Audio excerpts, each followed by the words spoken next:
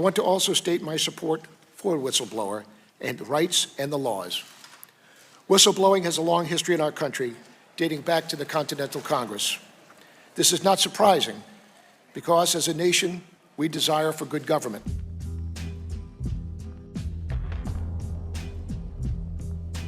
Therefore, we must protect those who demonstrate courage to report alleged wrongdoing, whether on the battlefield or in the workplace.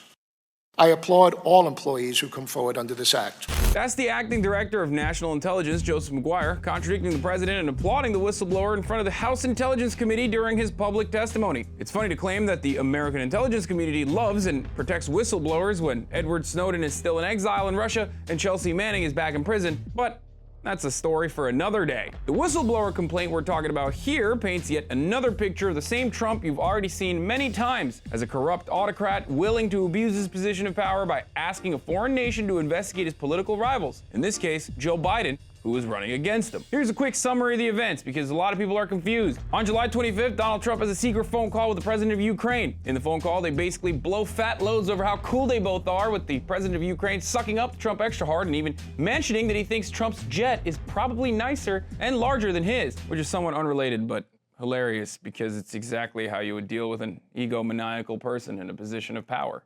Anyway, a member of the U.S. intelligence community who heard about this phone call and the preceding actions that the White House took to hide the call is understandably bothered by it and decides to blow the whistle and file a complaint back in August with Intelligence Community Inspector General Michael Atkinson, who thought that it was credible and a matter of urgent concern and wanted the Congressional Intelligence Committees informed. But Atkinson's supervisors step in and refuse to give details to Congress, even though there is a law that requires them to do that. Eventually, Atkinson tells the House Intelligence Committee that his complaint exists, but doesn't give further details, and after 2 weeks of fighting, a memo is released by the Trump administration with most of the details of the conversation that took place. The memo itself is pretty damning, even though Republicans don't seem to think so. Trump also then holds a bizarre meeting with the president of Ukraine, where the foreign leader mentioned that he wasn't pressured by Trump at all to do anything. Trump also mentioned Hillary Clinton's emails again for no reason whatsoever. Hillary Clinton deleting 33,000 emails. Yeah.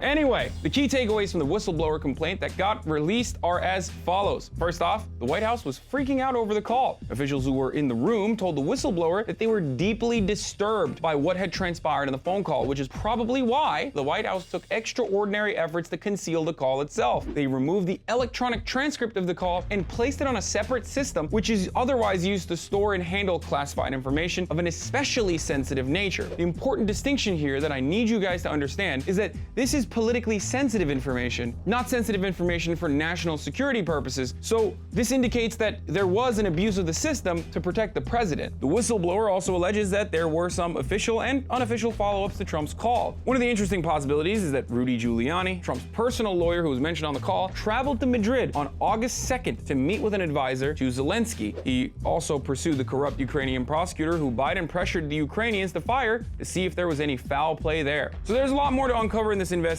However, one thing is clear: the Democratic Party should not narrow its own focus on impeachment processes to exclusively center around this Ukrainian ordeal. Please don't do this, Nancy Pelosi. There are plenty of other ways to bring down Donald Trump. Please bring up the violation of emoluments clause. Please bring up the campaign finance law violations or children at the border, just anything. There's so much more. If we exclusively focus on this Ukrainian deal, I am terrified that this is going to be yet another Russiagate failure. Oh God, I don't even want to think about that. I'm Hasan Piker, and this has been The Breakdown. You like this video? Great. Never miss another breakdown video by hitting the subscribe button below, and also ring the bell to get notified whenever we publish a new one.